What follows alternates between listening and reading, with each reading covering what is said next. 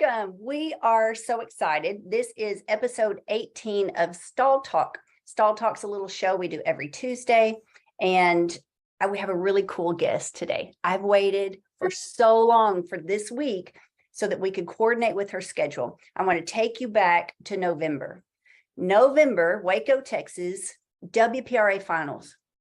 It was so cold. It rained.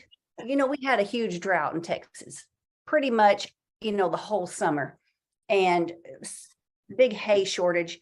Well, it seems like the heavens just opened up and it all poured down on Waco, Texas that weekend of WPRA finals.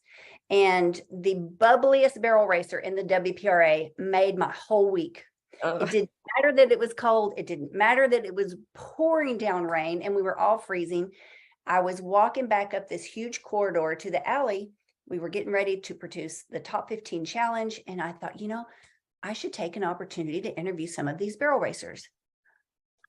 What a godsend. I run smack into Pascal Sylvain, and you had just made your run. So you were in the finals. You made it to the short go of the permit race, correct? Yes. Yes. And you had just come barreling down the alley, stopped your horse, stepped off, and I threw a microphone right in front of your face. And that was the first time I really got to, I guess, engage with you up close and learn about you and hear a little bit about your story. And I was like, wow, what have I been missing out on all of this time? So I'm so excited you're here. Pascal Sylvain and my co-host, Martin Patella of lifeenthusiast.com, our moderator, Lori Roth, and we've got some interactive members here from Stall High. Welcome, everybody. Pascal, have you always been so bubbly? How do you do it?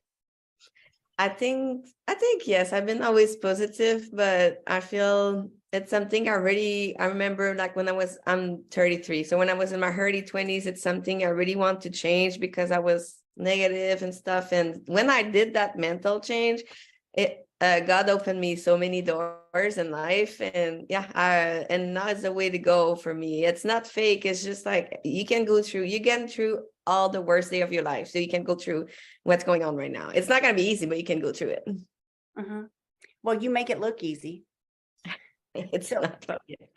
I think if for people who just meet you or they get to see you, as a passerby at a rodeo or a barrel race or at one of your jewelry events, they might think, oh, well, like I could never be like her.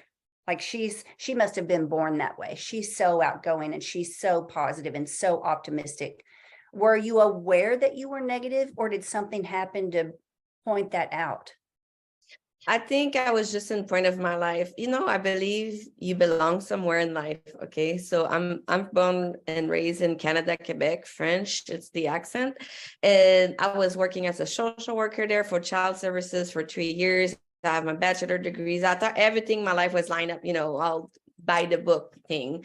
But I was not very happy till I decided to say, you know what? I always wanted to come at least 6 months in Texas, come ride some horses, learn the lifestyle and everything, because I always been in the battle horse industry-ish, but like not like those are what we have here, but like in my head I thought. And I did it, and I just persevered through that goal. And I find out that every time I was positive, it was bringing me more positive thing than when I've been negative, bring me negative thing. So just real quick, you said I was in the barrel industry-ish. It's not the same. So for people who haven't had an opportunity to come to the States or come to Texas, because you live in a hot spot for rodeo. Yeah. How is it different? Well, so also the thing people need to understand, I'm from Quebec, which we have decent amount of rodeo, but I was for northern region where we have 3 rodeos and some play days. But after that, the closest one was always 8 hours drive, like the closest, if you wanted to do any circuit of any kind. So that's why, and also the knowledge, the people been here, like what I see is people been touching horses since they're little and did like a bit of this and a bit of that. Us, it was bar racing, or that's it, that's all. And the only knowledge, because this is before internet, like when I was teenager, internet started, but like book for Marta Juicy, that's all the knowledge we have access back then. And we had fun and everything, but I did learn a lot when I decided to come here. Is the competition the same? We do have good, decent horses, but I would say the amount of, like, of course, I think, I don't want to be bragging, but I think Texas is the place to be. It's a hot spot, like you said. But we do have some decent horses, but the quantity, like, look at like a jackpot, like yesterday in Kibi, like how many is in the 1D next to NFR qualifier? Like, it's, the competition is here and it's stronger, but I always say you need to hang with the best if you want to be the best. So that's what I did.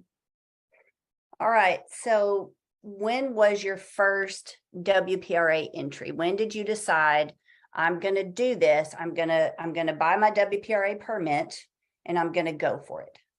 Okay. So I'm going to do a short story. So I have a horse for 2 years and I have a lot of issue. And in March 2022, I broke my femur, my legs.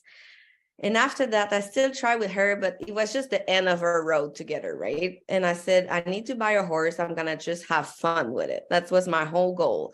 I just want to have fun and like be competitive-ish, but like I knew I didn't have the money to buy a 1D per rodeo finish horse. Like, so I find my little Devon and I love the stockyard. The stockyard is for me the closest rodeo of Quebec, because in Quebec, people in the rodeo are, it's festive. Like people, I love it.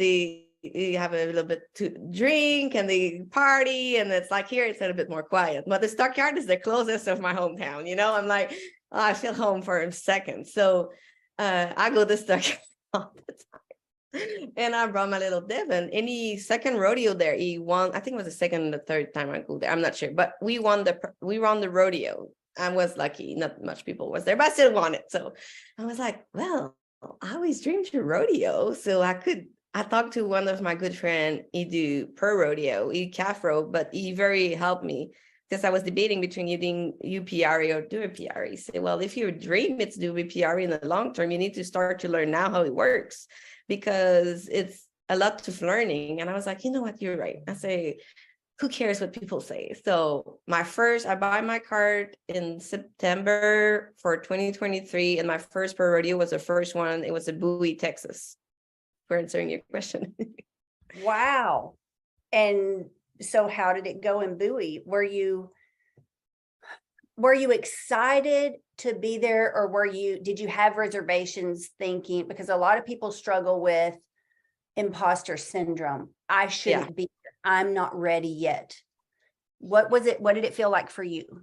So I actually did a TikTok about this driving there, and I started to cry and say, I always dreamed to pro rodeo, like for a long, long, long time.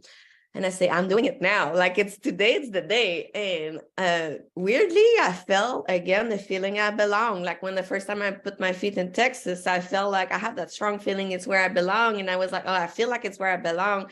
And I said, we're gonna do the best. It's just another run.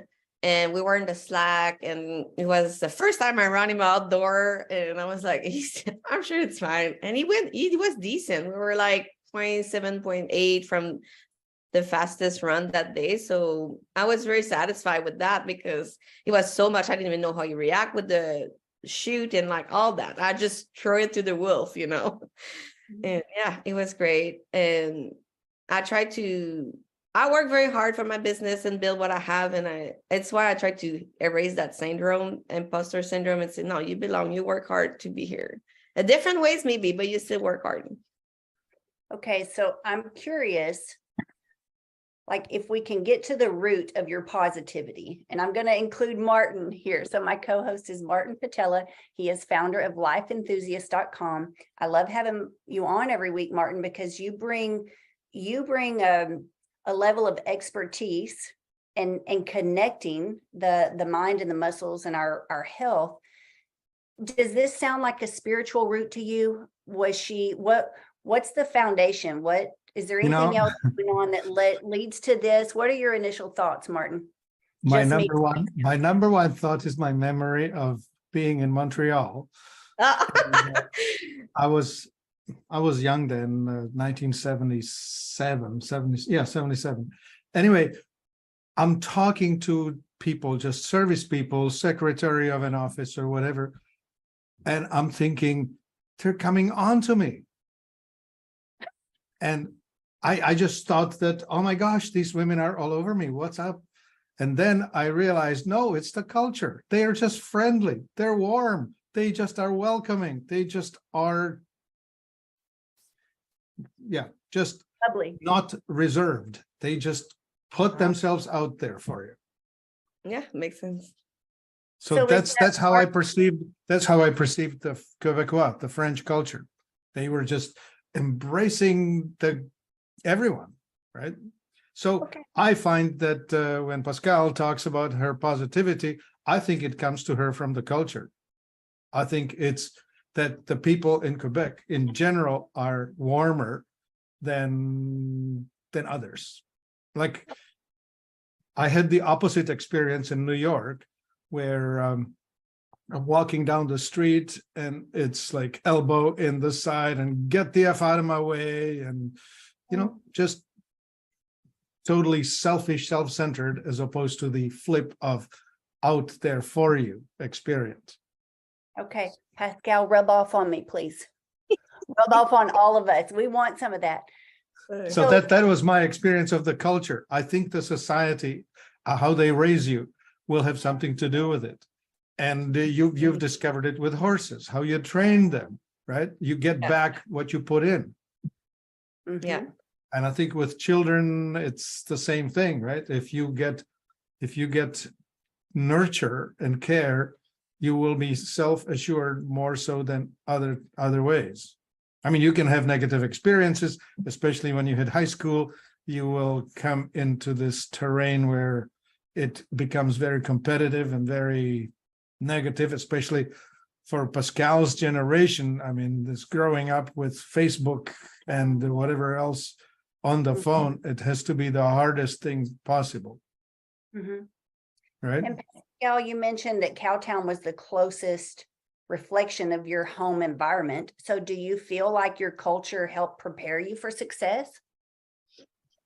Um, I would one say thing just I for can giving, just for giving, not for success. That has not much to Okay. do with it. Putting But yourself out there. that's a how weak you way. approach people is that you approach them with essentially your heart in your hand, as opposed to with a whole lot of armor.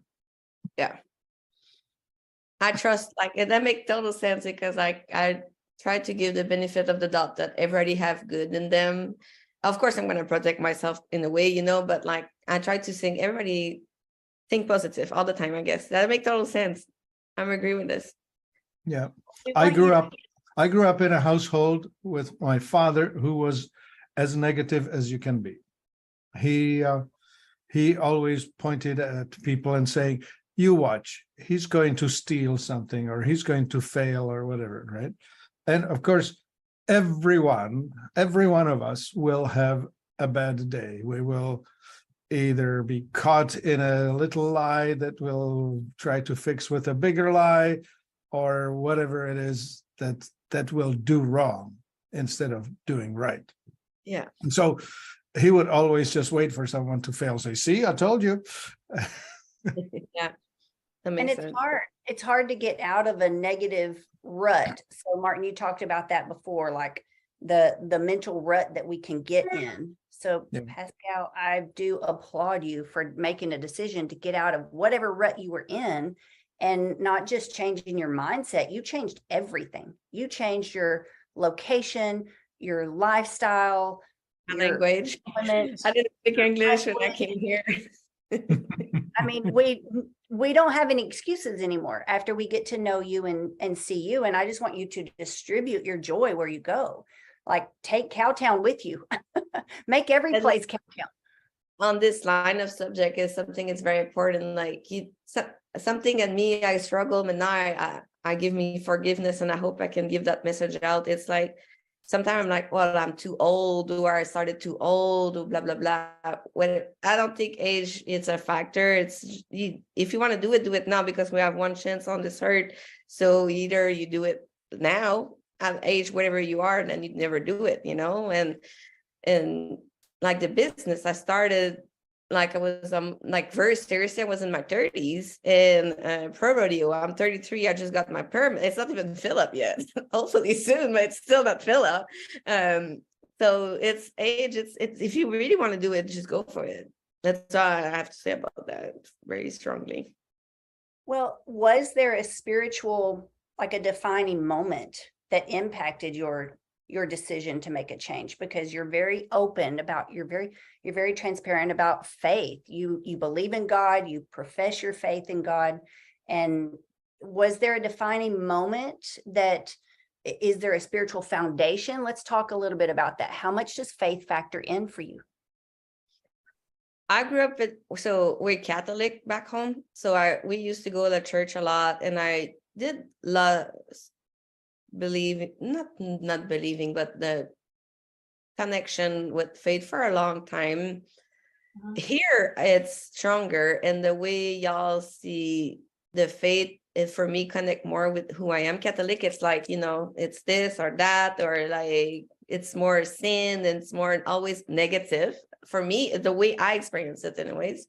And here I love how we, like Cowboy Church example, how we talk about God. And I remember one thing was very marking for me. It's when I went to a funeral here. It was so different. And us, it's like, again, by the book, it's always the same thing. Whoever is there, and you just put the name of the person, that's unpersonal. And this, when I came here and I see how personal it is, and how you can be personal in your faith here, I should talk about it. Yeah. It's where I recreate my connection with God. And I also have a accident, like I should probably, like I've been lucky, I wasn't with my truck, and I stay alive. And it's where, for me, was like, okay, God is real, and God want me here. What you gonna do with your life?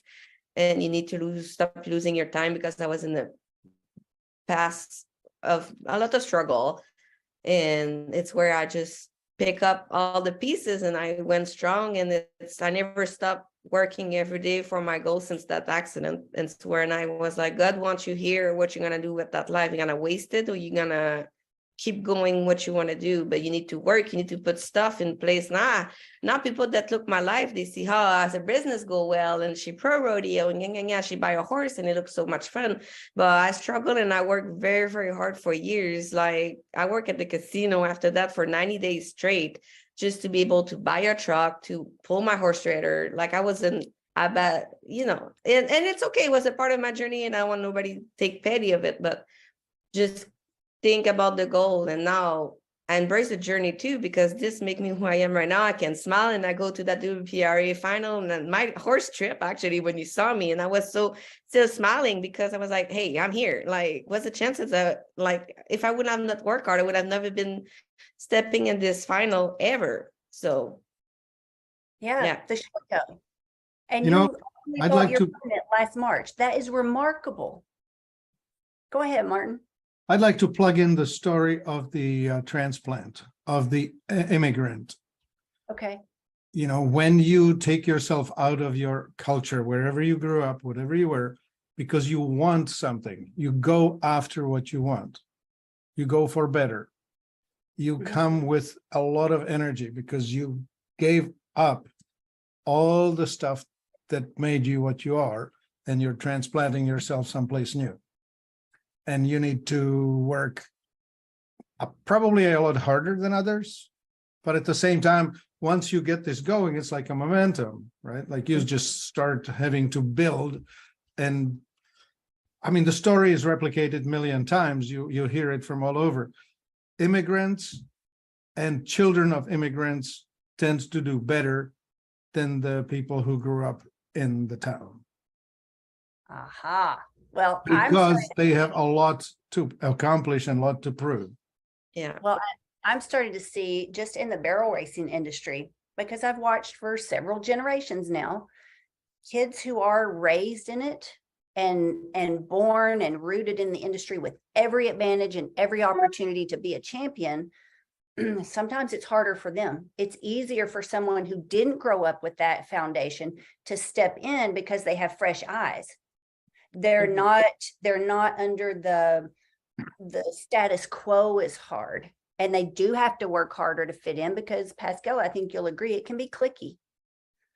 Yep. Like you I can And do fit agree. the ones that are in it are taking it for granted. sometimes. I believe that is very much true. And it's the status quo that's not working for us. Well, number one, we're not always willing to look and see and admit that it's not working. And if it's working like right now at this level, why change? So I think it's really hard to unlearn, to take responsibility and unlearn things. Whereas somebody who steps in new for the first time, they don't have the struggle of unlearning the wrong ways. You can step in and start fresh. So Pascal, Martin talked about momentum. Once you get going and once this momentum builds, when you had that accident and you seem to have like an awakening of your faith, how long did it take before you started seeing results of your transition, of either your prayer or your mental mindset? When did you start to notice that it was working?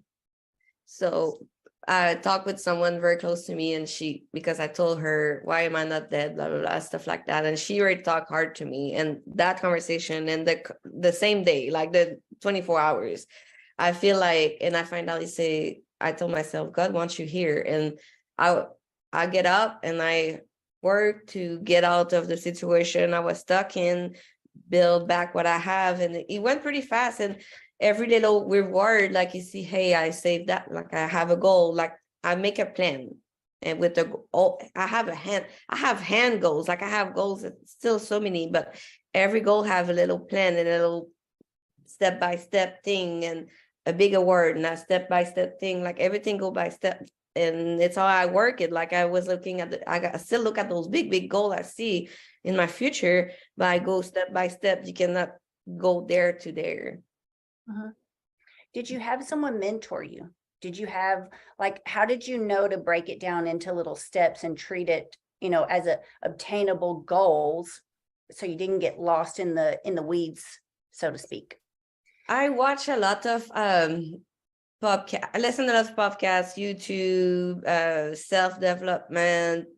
Not all the time. It's a by period, and this really helped me in experience. And a lot of people influence me in a way. I don't have one specific I can name right now, but in the meaning, I didn't do it by myself though. No, it's not what I want people think, but it was like an influence of a lot of people at the same time. Let's talk about finance. Yeah. People want to know how do they get to where you are? You talk about this horse. Now, you mentioned before you started telling us about Devin, that's the gray horse we see you on, right? Okay. You mentioned I didn't have money to go buy a 1D finished horse, but then bam, you start winning right away. Yeah. How did that happen? I got lucky on this one. I want the people know I got lucky on that find because he was not advertised as is. He was advertised for the price I paid for. He was a good horse, and I know I have a lot of my friends or people I know say, I wish I could find a Devin. I got lucky. I want to put this out there, and they are there though.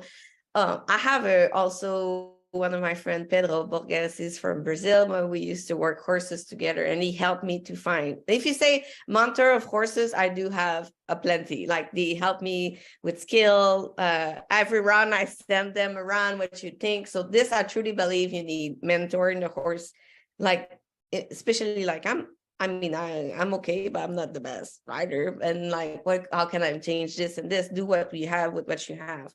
But financially, for your question, it started with the casino, and I have my side hustle, and after that the jewelry, and after that I just grow the jewelry. And I knew because I worked 3 years for a world champion here, so I was in the industry in a way, in futurity, and I saw those rich kids having all the money in the world and do nothing with that. Like they could have went everywhere. The parents was ready to pay. Some did, but some, it was so ended to them, they didn't take the chance, or maybe it was not what they wanted to do, and it's okay. But I was like, okay, I know I'm never gonna have that kind of money handing to me. So what else can I do? You need to build something that's gonna bring you the money to do what you want to do, because courses ain't cheap. Like, we know that. Like, just keeping it at the place. I'm not saying even buying one. I'm just like keeping it in shape, go to the vet and all those things. It's expensive. Right. But you make it work. When you really, really want it, I think you can make it work. What made you decide jewelry? Which, by the way, every time you put your hand near the camera, I'm like, ooh, just sing, because I'm a huge turquoise fan. So what made you choose jewelry and specifically turquoise? So I started 2012 in Canada. When I finished my degrees, I even started a master, but it was not, because in the winter you can do nothing. You cannot ride your horse. Where I was, we didn't have cover arena. Like, it was the horses in outside and surviving in the winter. And I was like, God, this is long. And I was done with school. So I was like, I always love it. Fashion, like looking fancy or too much over the top. This is me. Like, I assume myself. And I started for fun to do jewelry, and I was looking everybody in the US and Texas style jewelry, because we have nothing then there. eBay was the only place you could buy stuff back then, like in 2012.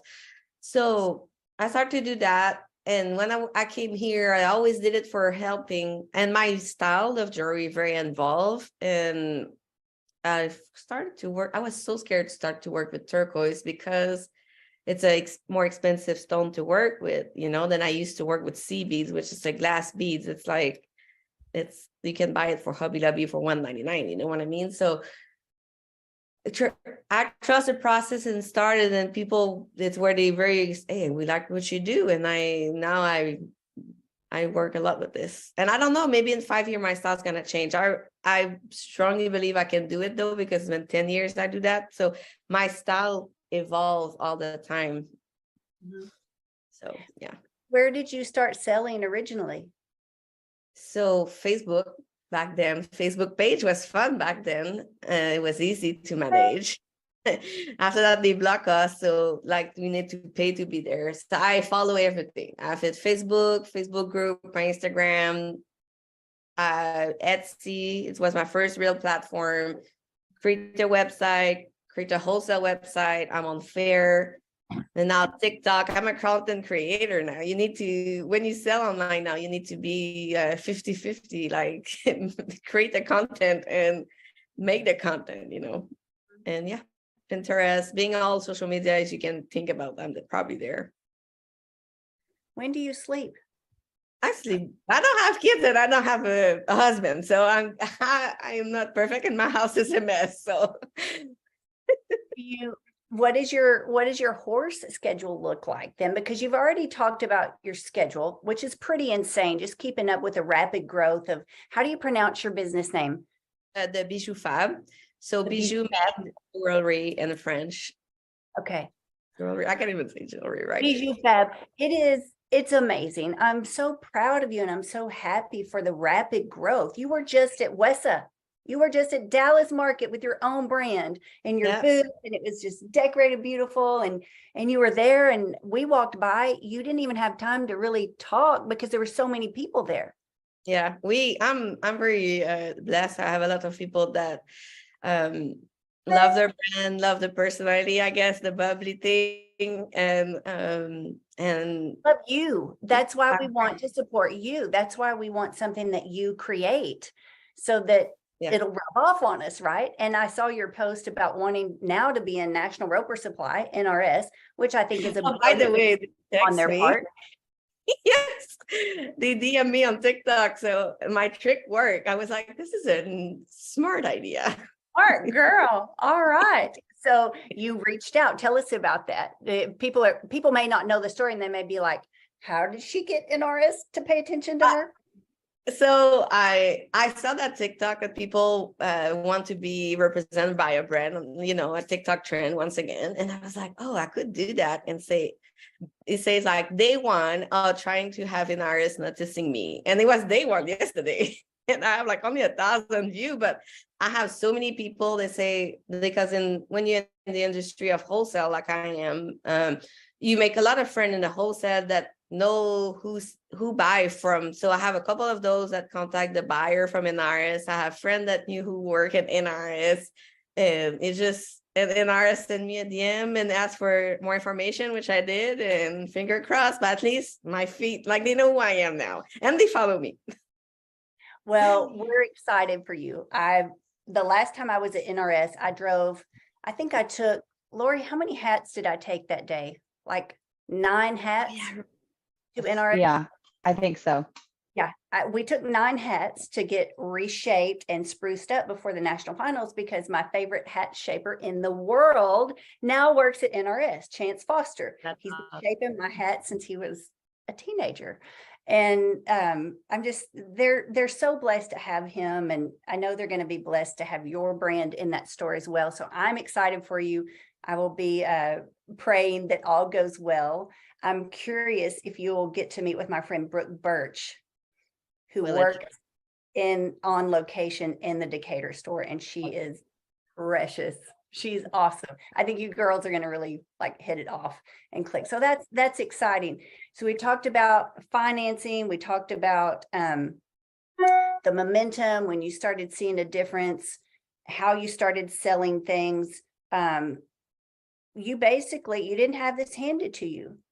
You went and worked at a casino. Did you want to work at the casino? I'm curious. Also, I have 3 jobs at the beginning. I was doing the jury. I was working at a steakhouse in Gainesville, which have, if we were lucky, 5 customers at lunchtime, and the casino. Like I have fun in the casino. I don't want to spit on it. Like I don't want to be like over it. I have fun. I met a lot of good people, but it was not my crowd and my kind of, I'm not working in a cigarette smoke and all that. It's not me, but I was like, it's been good to me, and I don't want to talk bad about it. They've been good to me. Well, But I was happy to not go back. I love those stories. In the first Top 15 challenge we did year before last, we interviewed Seth Roy. He announces the All In Barrel Race, Seth Roy Voice Productions. And he told the story about 2020 when all rodeo shut down and every event that he had booked for his voice as a professional announcer shut down. Well, what was he going to do? I think he had just gotten engaged to Courtney. He was like, oh my gosh, what do I do? Well, he had to get a job for a while in the interim. Did he want to do it? No. Was that his choice? No, it was not. But he told that story about how he was willing to do it because he didn't want to let go of his dream. Mm-hmm. He had to hold the gap. He had to make it happen and hold things together until rodeos kicked up again. And I don't know, you did mention some kids that just don't take advantage of the opportunity, where you see other people who would just love to have an opportunity. I think some of us just feel stalled. For me, I didn't realize I was as negative as I was until somebody pointed it out, Pascal. When I was in college, I vividly remember my friends getting on to me. I was apparently in a foul mood. It was such a behavioral routine for me. I really didn't know it until one of my best friends spoke up and said, we love you to death, but you're getting on our nerves. So either knock it off right now or we're going without you. Oh, but those are real friends. Yes. And I'm so glad that she just kind of snapped me out of it and helped me step back and reflect how I was thinking, what I was saying, why was I stuck in a negative loop anyway? And that was a really pivotal moment for me in my early 20s. That's when my own faith kind of came to fruition. I didn't really have faith before then. I had religion. I'd been exposed to religion. You grew up in a Catholic environment. I grew up in a Southern Baptist environment. Martin, I don't know if you've told me about your upbringing, faith, spiritual. I grew up in a police state behind the Iron Curtain, where the religion was the communism. The church was banned, it was bad, and yet, believe it or not, I ended up growing up studying Buddhism, yoga, I grew up, I mean, my mom is a Holocaust survivor, Jewish. Oh. And but she was so mad at her God for having put the entire race through that she wanted to have nothing to do with it. And yet in her childhood, she was, she was part of the Zionist childhood movement and whatever. Mhm. That whole thing just beat it out of her. Anyway, so what could I tell you about this? I was raised in scientism, the religion of science, Mhm. which I totally reject. Why do you reject it, Martin? Well, you see, religion is what's left after spirituality leaves the room. Say that again, please. Well, religion is based on rituals. And Pascal talked about that. The Catholic Church is really big on rituals. They have established their, the mass is done this way, and you stand up, you say this, you sit down, then you da da da da da da da. It's like a rock concert where the audience sings with the rock star, except it's pre-scripted. Mhm. And there's very little spirituality itself within it. You don't get closer to God. You just simply do your ritual with your neighbors. Mm. Nailed it. So was it your health journey, Martin, that changed things for you? No. I don't know. I'm not from this world, I'm just passing through. Well, we're glad that you're sharing your time with us. Yeah, no worries that. I wouldn't say, well, that the health journey, I mean, all breakdowns, I would say, all challenges, all difficulties are there to teach us something. When it gets tough, we need to evaluate why as opposed to how. Okay, now we're getting into the really thick stuff. Yeah. Well, yeah, the why. As to how, and that, quite frankly, that's our mission. That's our heart at Stall High, and through the mentor program, and through having Stall Talk every Tuesday, and awesome guests who come on and share, their life's work, what they're passionate about. We want answers. When you don't have answers, there's a passage in the Bible, there's a scripture that says, "My people perish for lack of knowledge." That's when we get stuck, because we don't know what to do next. And instead of asking why, like Martin just referenced, we ask, how come? Like, why Why- me or why not yeah. me? But we don't really Why me instead of why not me?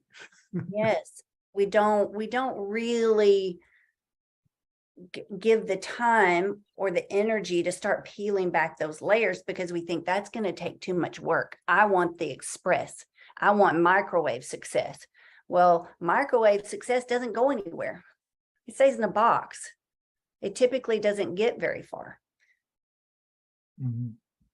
and the flavor's not as good. Yeah. So, Pascal, I'm proud of you for working hard for your dream. Lori, do you have anything to input on this conversation? You've been in the background this week, been really quiet. Well, yes. So I think what he just said hits the nail on the head.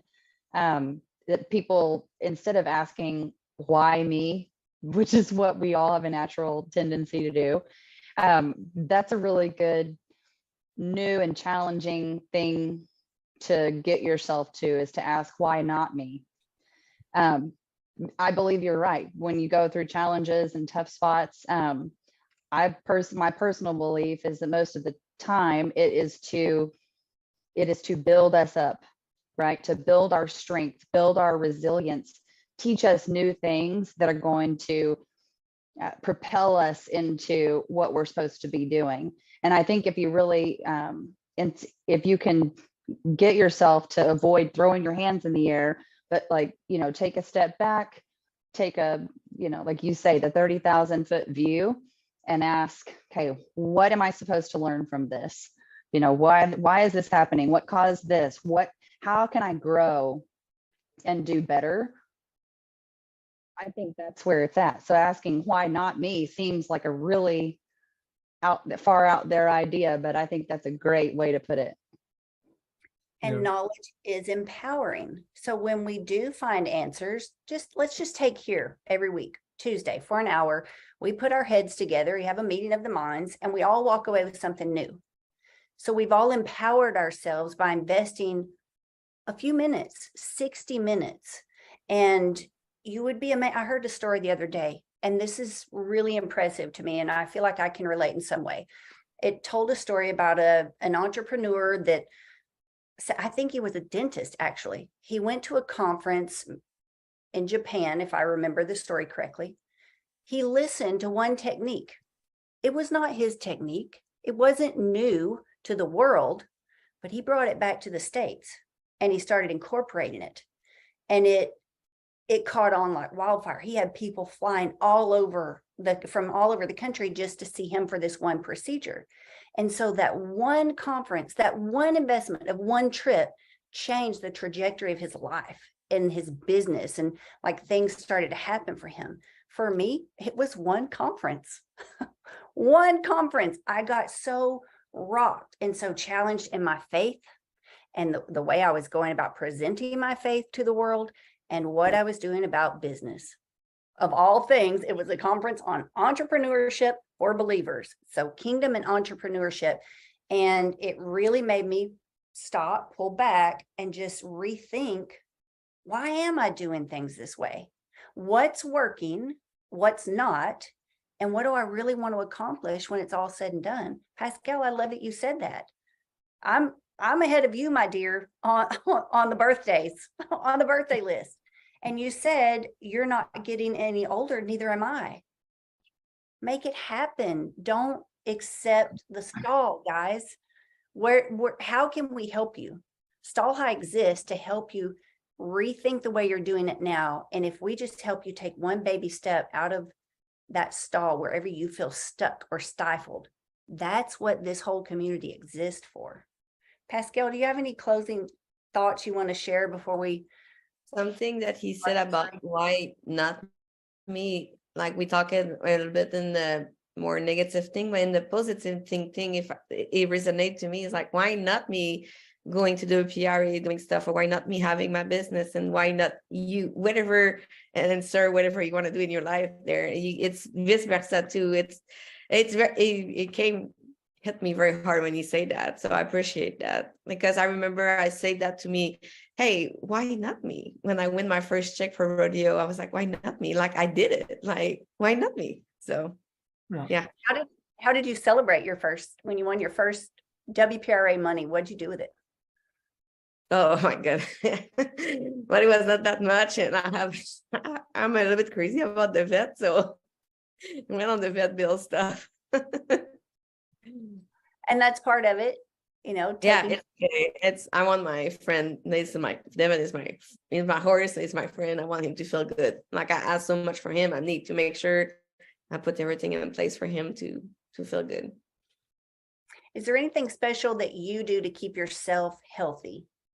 That's my last question. That's my challenge that I am struggling with my own. Like, I know what to do to be healthy and do all that. And I think you need to love who you are as you are, but you need to also make the best version of yourself. And it's where I'm stuck, and I need to work on, because I work so hard on the business and everything, and it's excuses, but that's my challenge. We all have challenge. I'm not perfect, and I have my own demon, and that's mine. And it's what I'm working on right now.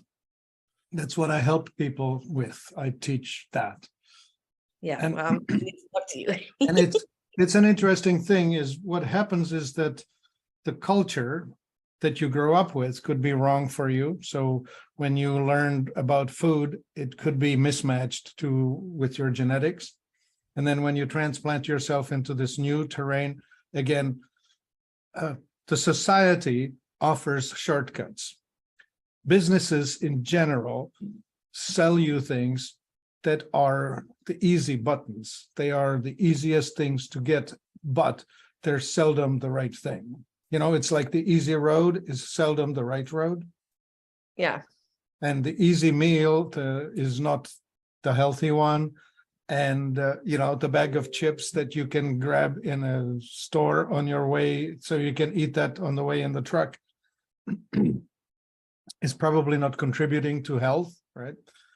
And stuff like that. And so it will take preparation. My favorite teacher of personal development was Stephen Covey. And in his book, 7 Habits of Highly Efficient People, or Effective People, one of those things he said was always begin with the end in mind. So it's sort of visualize yourself on the other side of the river being the whatever's between you and where you want to be, and then build your bridge back, like in your mind, right? What are the steps I have to go through before I am like that? So, for example, if you want to be like slim like Kendra, you need to be asking Kendra, what does she do in her life? And you can emulate that, right? Like you can be, oh, what does she do? Oh, well, I'll do that. As And opposed to whatever doesn't support you. But then Kendra got her nose rubbed in her negativity, right? What did she need to learn about her mental states? Like we talk about that too, right? Acid versus alkaline. The overly acidic person gets a lot done, but is not so pleasant to be around. The more alkaline person is very friendly, jovial, and bubbly, but tends to be having a hard time getting out of bed in the morning. Things like that. I mean, we can manage that. Food can manage that. Supplements can manage that. And of course, we can manage it in our approach, right? The self-talk, what we say to ourselves, the words. Thoughts become actions. Actions become habits. Habits become character. All of this matters. You broke your pattern and became something that you wanted to be, right? Kendra talks about that. She broke her pattern and she became somebody else other than who she was. Like, you know, she was heading in this direction and then, oh, no, we'll change. We can be somebody else. yeah, We all have that choice. yeah, my culture, the way I was raised, I was heading in a direction I didn't want to end up. I didn't know how to get where I wanted to be. Did I really think it was possible? No, that's where faith factored in for me. But it is, knowledge is definitely power. The more I enjoy the learning process, the more answers I find and the more things that click and fit together. My mind's always thinking about my horses. Ooh, that's going to help me with my horse. Oh, that makes sense with how I used to feel with this horse. And I can't go back to that horse that I didn't understand at the time, but I can apply that right now to this horse that I have today. And I can be a better steward of my horses today. I can be a better steward of my opportunities today. Is my body older now than it was? Yes. We talked about that last night. Lori Herr in the interactive group. We're cognizant of that. So we have to make adjustments. We have to make sure that, like you said, Martin, prepare accordingly. Where's the end goal? That's why we're part of Stall High. Let's reflect on that. Pascal said she has like a little box, a little checklist. Okay, this is what it's going to take to get this step done. Don't try to get too much done in too early a time. Just those little baby steps, Pascal, and then things are going better than expected. Yeah, I want to butt in with this. There's a huge value in mentors, and coaches. And if you're lucky enough to meet somebody who can show you the way through either an example or guidance or whatever, then it just happens organically, like you just won the lottery. But sometimes you just meet somebody like Kendra who actually is making it her business, helping people with this particular thing. But it's never about the thing. It's about who you are as you're doing the thing. Yes. And It's the talking about, character that determines the way you're going to do it. yes, and you really kind of threw me for a loop last week, Martin, when you said people that have their right hip presents high and forward, don't love themselves. Excuse me, come again, let me check my hips. Well, It's that, not, I didn't say it quite like that. I said it's the feeling of I'm not good enough that does that. okay. Well, that really had me thinking all week. Okay. What are the mental reasons? And Pascal, the audiobook that I've been listening to, this makes me think of you. Who we want to be, like visualize that. Where do you want to be in 5 to 7 years? See that, replay that in your mind. Like you said, build the bridge backwards. He also made an interesting statement, and Martin, I'm curious if you'll agree with this. People who are positive and people who are engaged, they are actively working toward their goals and their dreams coming to fruition. They tend to be physically healthier than those who are not. I have an analogy to that, which is this. Happiness is found in a pursuit of a worthy goal. And happy people tend to be healthier than the unhappy ones. Mhm. Negativity is projected onto the immune system. Fear suppresses repairs and health. Mhm.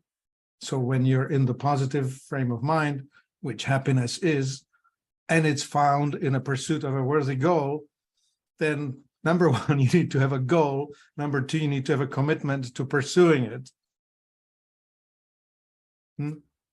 Then the health will follow you there because you will be motivated to be healthy.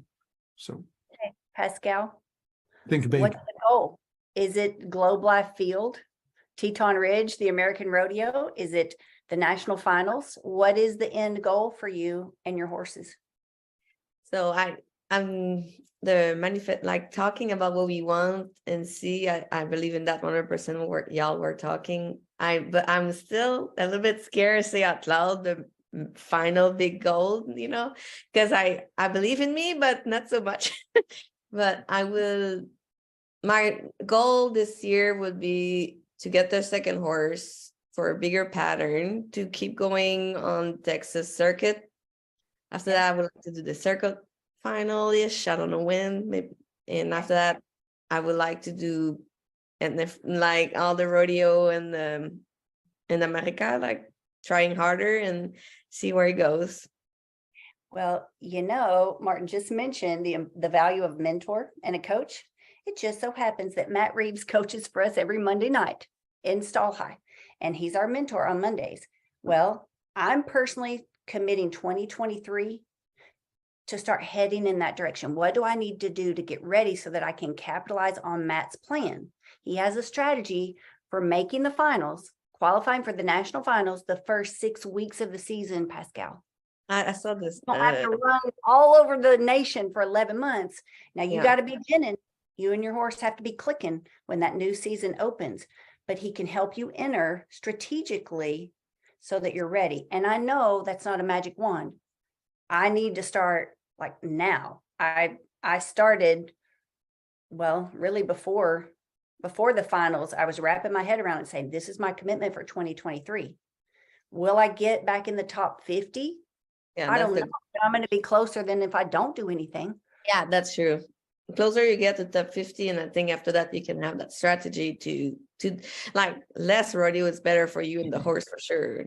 Don't get me wrong. Amen, sis. Like Yeah. in the pocket and the financial thing too. You can buy another one and go do some Ruby buckle, something else. That's right. Well, thank you so much for spending time with us today. I know you've got a lot on your plate, a lot of jewelry to make. Yes. And bijoufob.com. Yes. Yes, for retail, yes. And if you know someone that owns a store like NRS, we also have close to 3,000 stores that carry our brand now. Woo, that's fantastic. Yes, Well, thank I'm really, really excited for you. You're welcome to come be a part of our mentorship class. If you want to show up on Monday and just listen to Matt and ask him questions like, where do I need to be entering this spring so that I can get into the top 50? He will help you like per month, per 6 weeks. Like that is his specialty. That's his expertise. And that's what he shares at Stall High. So we'd love to have you be a part of that. That would be fun. I'm gonna ask for the information. I'm gonna join y'all. All right, we'll make it happen. Excited to have you be a Just- part. Martin, Just to thank give you a so much. chance to plug me, we do Oh. that for health of people. We do coaching. We have a roadmap for getting from wherever you are to where you might like to be. And we can help people get there. It's just There- they need to engage. That's what it takes. There's the parallel. Yeah, make the decision to start doing something. It's not hard. You just have to be consistent. life-enthusiast.com. Thank you, everybody, for being here. Thank you, Martin. Thank you, Life Enthusiast, for sponsoring Stall Talk. You're making this possible as well so that we can reach more people. Pascal, thanks for rubbing off on us today. All that You're welcome. amazing joy and fun and energy. It's very contagious. So please keep sharing. We're Thank you. excited to follow your journey and we're excited to have you in Stall High as well. Thank you. All right, guys, thanks everybody for being here. Thanks if you're watching on YouTube, Facebook, TikTok. If you have questions, download the Stall High app. That's the easiest way we can help you. And from there, just contact us. If not, we'll see you again next Tuesday. Everybody be blessed.